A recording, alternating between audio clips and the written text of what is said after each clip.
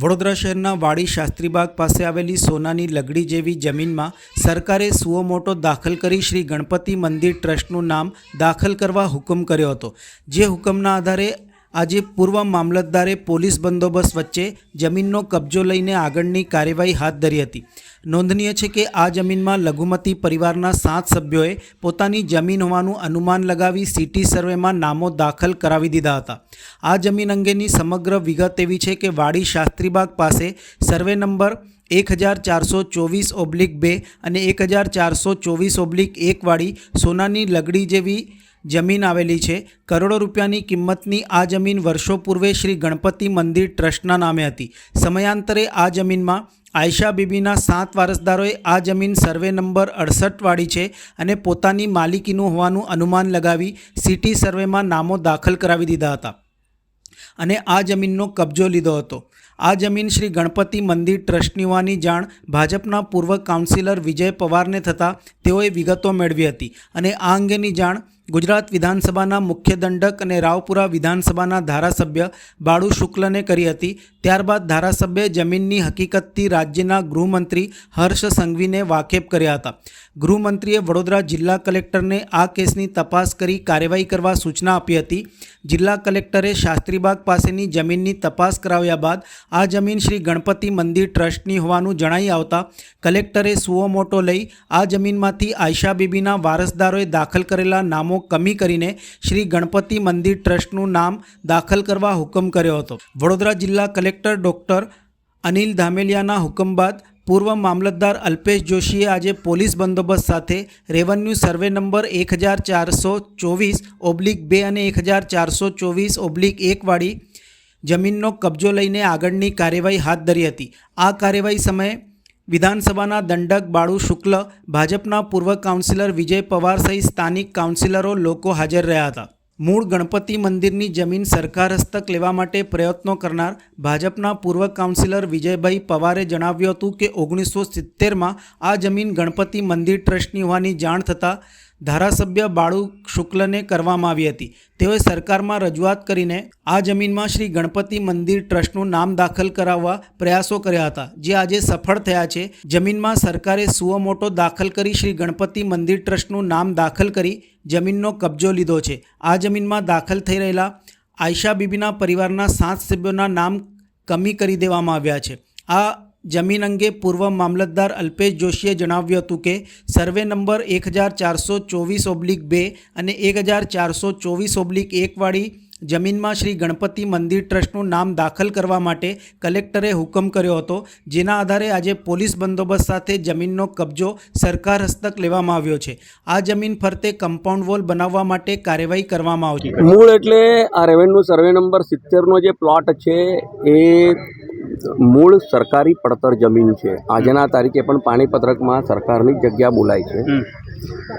70ના તબક્કામાં 1970ની આસપાસમાં ગણપતિ મંદિરનું નામ એમાં આવ્યું।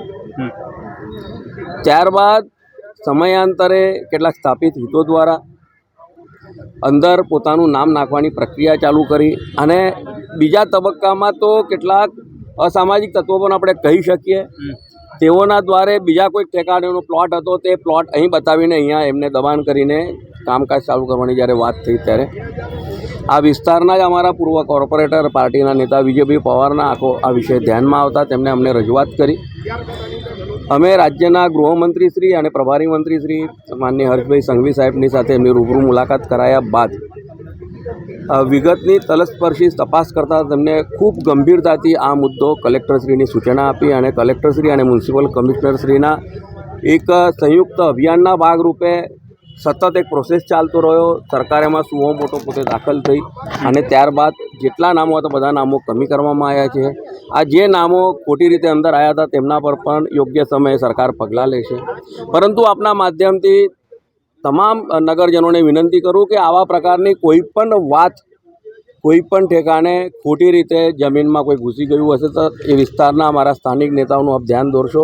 તે તમામ જગ્યાઓ ખુલ્લી કરવા માટે ભારતીય જનતા પાર્ટી કટિબદ્ધ છે. સાહેબ, રાતોરાત દિવાલ ચણી દીધી, આટલો હુકમ છે તેમ છતાં એટલે હુકમ આ એ જે મેં કીધું અસામાજિક તત્વ જે મેં શબ્દ વાપર્યો એના માટે જ આપ્યો, પણ ઠીક છે ને, એમને દિવાલ ચણી દીધી એમનો વિષય છે. સરકારશ્રીના અધિકારીઓ અત્રે ઉપસ્થિત છે, મામલતદારશ્રીને બધા લોકો છે, પોલીસ પણ છે, કોર્પોરેશન પણ છે. એટલે આમાં જે પણ નાગરિકોએ જેને પણ આ કામ કર્યું છે તેના પર સરકાર પગલાં લે છે. કાયદાકીય શું પ્રક્રિયા છે? આ લેન્ડ ગ્રેબિંગનો ગુનો બધું જ થશે. જે રૂટીનમાં જે થાય છે કોઈના દમાનમાં અને સરકારી જમીનમાં ઘૂસ્યા પછી જે પણ થાય છે કાયદાકીય રીતે બધી જ વસ્તુઓ થશે. પરંતુ હું ખાસ કરીને કલેક્ટર સાહેબ અને રાજ્યના માનનીય મુખ્યમંત્રીશ્રી અને હર્ષભાઈ સંઘવી સાહેબનો ખૂબ આભાર માનું છું કે ખૂબ જ ઝડપથી આખો પ્રોસેસ કરીને તેમને આ કામ પૂર્ણ કરી દેવા તમને તમામનો હું વડોદરા વતી ખૂબ આભાર માનું છું. વાડી વિસ્તારમાં આવેલી આ જમીન સરકારી પડતર જમીન છે.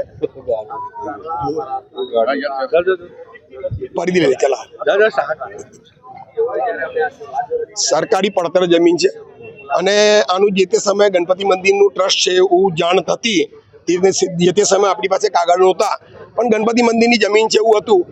પછી આની અંદર એક ભાઈ 47 નંબરનો એફપી પડેલો છે. એફપીની અંદર પોતાનું નામ દાખલ કરવા માટે મહેનત કરતા હતા આપણે મહાનગરપાલિકાની અંદર. અને પછી મારા ધ્યાન પર આવતા એ બધા પેપર્સ મેં કઢાયા તો એવું જાણવામાં આવ્યું કે 1970ની આસપાસ ગણપતિ દેવસ્થાનની આ જમીન અને દેવસ્થાનનો કાયદો કેન્સલ થવાના લીધે પછી આની અંદર ગણોતિયા ધીરે ધીરે ઘૂસવા લાગ્યા. એ ગાડી ગાયો બાંધવા લાગ્યા અને આ કબજો ધીરે ધીરે થવા લાગ્યો. ત્યારબાદ 2018ની અંદર રેવન્યુ સર્વે નંબર 68 કે જે બાપોદમાં બોલે છે, તો એ લોકોએ ઈગડિયા અમારો એફપી છે એમ કરીને એફપીમાં નામ દાખલ કરી દીધું છે. અને ત્યારબાદ મને જાણ મળી એટલે મેં મુખ્યમંત્રીશ્રીને પત્ર લખ્યો અને કલેક્ટરશ્રીને જાણ કરી. અમારા આદરણીય ધારાસભ્ય બાળુભાઈ શુક્લ એમને મેં ટેલિફોનિક વાત કરી, કારણ કે સત્ર ચાલતું હતું, એ ગાંધીનગર હતા. એટલે એમને તાત્કાલિક અસરથી મને કીધું કે તમે ગાંધીનગર આવી જાઓ. એટલે મેં 3 માર્ચે ગાંધીનગર ગયો અને ગાંધીનગર ધારાસભ્યશ્રીને મળ્યા પછી એમને રૂબરૂ મુલાકાત મને હોમ મિનિસ્ટર સાહેબ જોડે કરવામાં આવી. હોમ મિનિસ્ટર સાહેબ બધા પેપર્સ ચકાસ્યા અને કલેક્ટરને જાણ કરી, મ્યુનિસિપલ કમિશનરને જાણ કરી, એમના અધિકારીઓને બોલાયા અને પછી આ કેસ કલેક્ટર ઓફિસમાં ચાલી જતા 28/7/2025ના સો મોટો દાખલ થઈ ગઈ છે. એટલે આ પ્રમાણે આ જમીનની અંદર જેટલા બી લોકોએ અંદર મદદ કરી હોય નામ નાખવા માટે, ગણોતિયાનું નામ દાખલ કરવા માટે, કે મુસ્લિમ આશા બીબી હાજીરાજેના વારસદારોનું નામ દાખલ કરવા માટે જેમના બી મહેનત કરી હોય એ બધા પર ફરિયાદ થવી જોઈએ. મારી માટે વડોદરા શહેર પૂર્વ વડોદરા કસ્બાના સિટી સર્વે નંબર 1424/2ની આ જમીન છે. જૂના સર્વે નંબર 71-72 છે, જે ગ્રામ્ય વિસ્તાર ગણાય એ મુજબના. અને સરકારશ્રી દ્વારા હુકમ થયો છે ટ્રસ્ટનું નામ દાખલ કરવા બાબતનો, અને સરકારશ્રી પક્ષે આજે હું અહીંયા એના અનુસંધાને જ ઉપસ્થિત છું. કયું ટ્રસ્ટ છે? શું હવે આગળ શ્રી ગણપતિ મંદિર ટ્રસ્ટ છે આ. આવું કોઈ ટ્રસ્ટ હાલમાં હજી તપાસ ચાલુ છે કે આવું કોઈ ટ્રસ્ટ જૂનું નોંધાયેલું હોય, એના નામ હોય તો એની ચેરિટી કમિશનર કચેરી પણ તપાસ ચાલુ છે. હાલ ટ્રસ્ટ વતી હું ઉપસ્થિત થયો છું પોસેશન સંભાળવા માટે. સર, આ જમીન આખો વિવાદ કઈ રીતથી થયો અને કોણ એન્ટર થઈ ગયું હતું? કયા પ્રકારે તમારી પાસે પ્રાથમિક શું માહિતી છે? પ્રાથમિક માહિતી એવી છે કે બહુ વર્ષો પહેલાં આ ટ્રસ્ટની જમીન છે. ટ્રસ્ટની જમીનમાં ગણોતિયા પ્રસ્થાપિત થયેલા, પણ કાળક્રમે ગમે તે હોય પણ અન્ય વ્યક્તિઓનો કબજો હતો. એમાં સર્વે નંબરની એમને ભૂલ થયેલી કે ભાઈ આ જમીન અમારી છે, બીજી ખરેખર એમની જમીન બીજી છે. એટલે એમને સરત ચૂકથી આ જમીનમાં કબજો હતો. કોનો કબજો હતો? એ બધા અમુક 7-8 પર્સન છે. કોઈનું નામ તો હશે ને આપની પાસે? સર, એ રેકર્ડ પરથી જોઈને આપની પાસે રેકોર્ડ નહીં સર. આપ આટલા જવાબદાર વ્યક્તિ છો, કોણ છે? કોઈ કોમ્યુનિટીના છે?